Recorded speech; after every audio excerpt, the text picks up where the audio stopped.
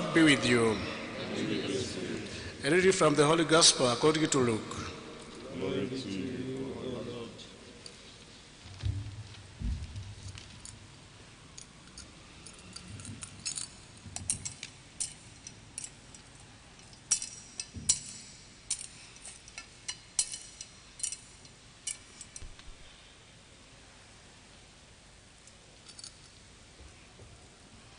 At that time, the shepherds went with haste to Bethlehem and found Mary and Joseph and the baby lying in a manger. And when they saw it, they made known the saying which had been told them concerning this child. And all who heard it wondered at what the shepherds told them. But Mary kept all these things, pondering them in her heart. And the shepherds returned, glorifying and praising God for all they had heard and seen, as had been told them. And at the end of 8 days, when he was circumcised, he was called Jesus, the name given by the angel before he was conceived in the womb. The Gospel of the Lord.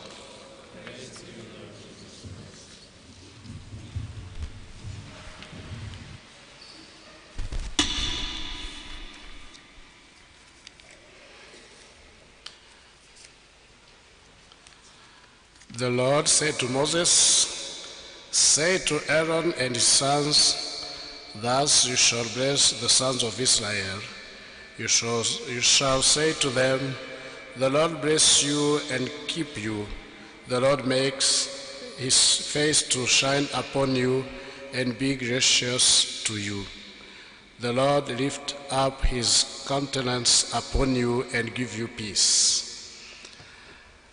This first reading shows us God needs everything which benefits for us, which benefits with blessings. God gives us many gifts, and a blessing for us, for a human being, is one of those gifts.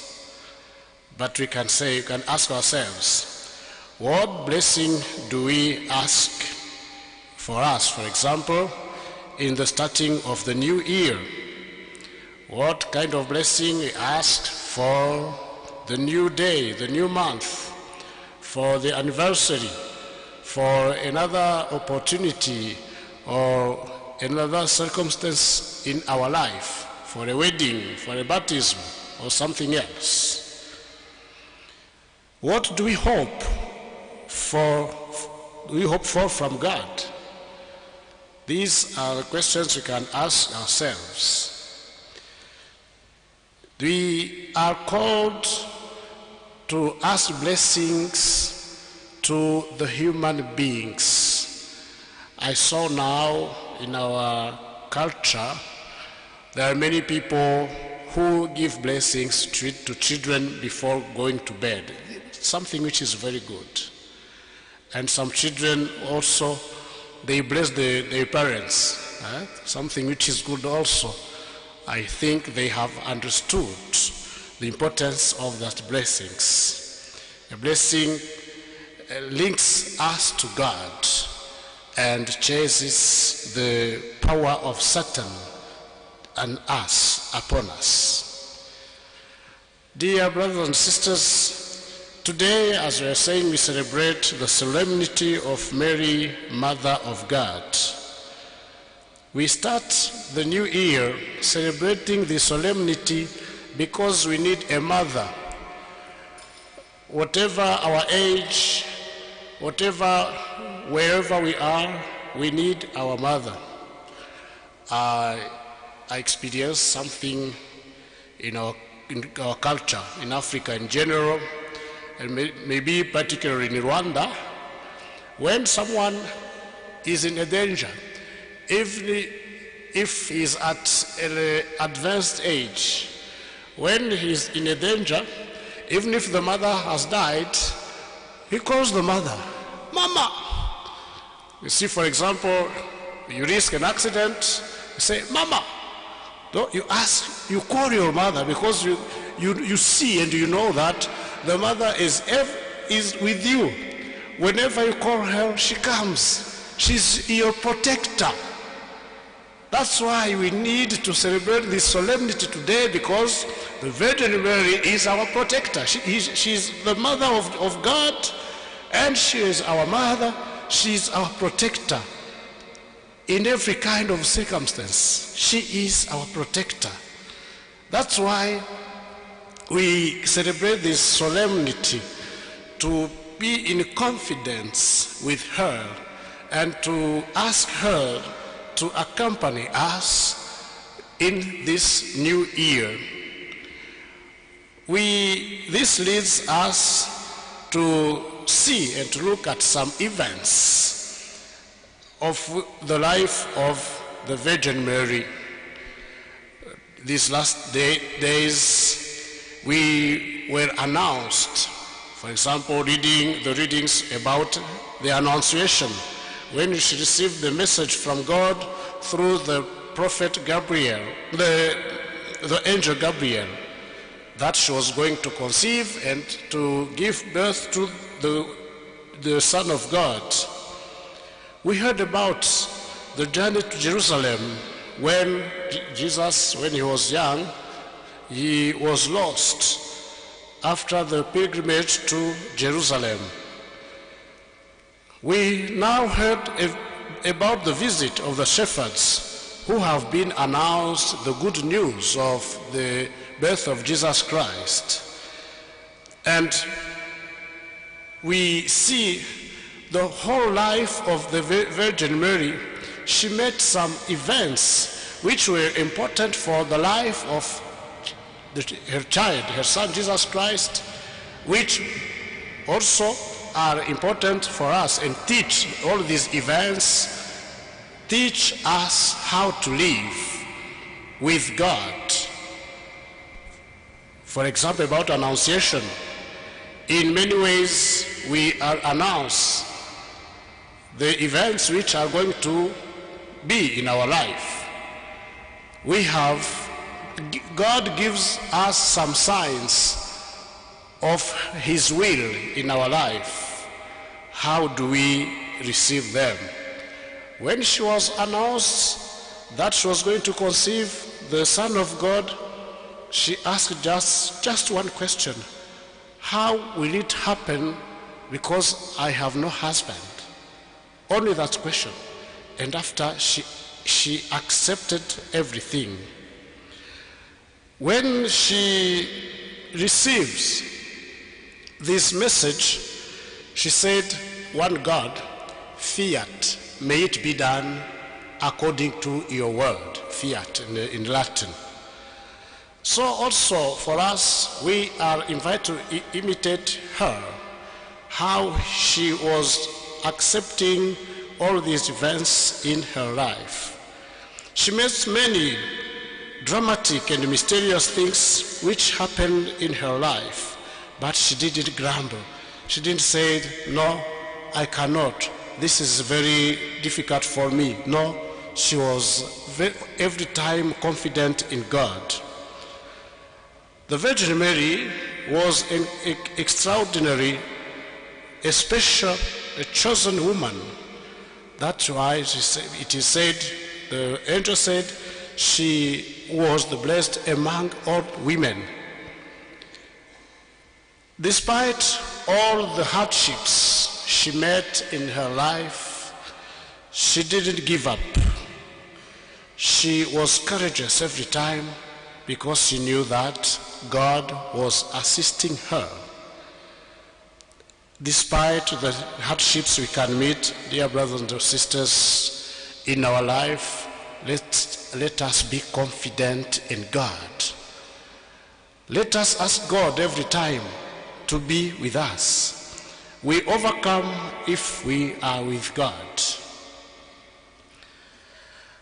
This solemnity of Mary, the Mother of God, is celebrated because to come to this conclusion that Mary is the mother of God, it had taken time.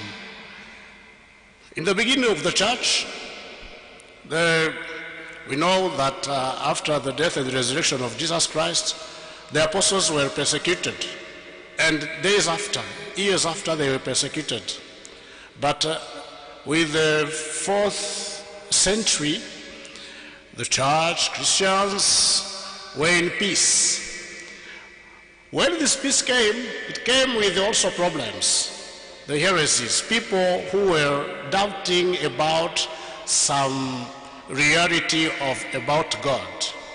So people, they say now we can reflect and we can discuss.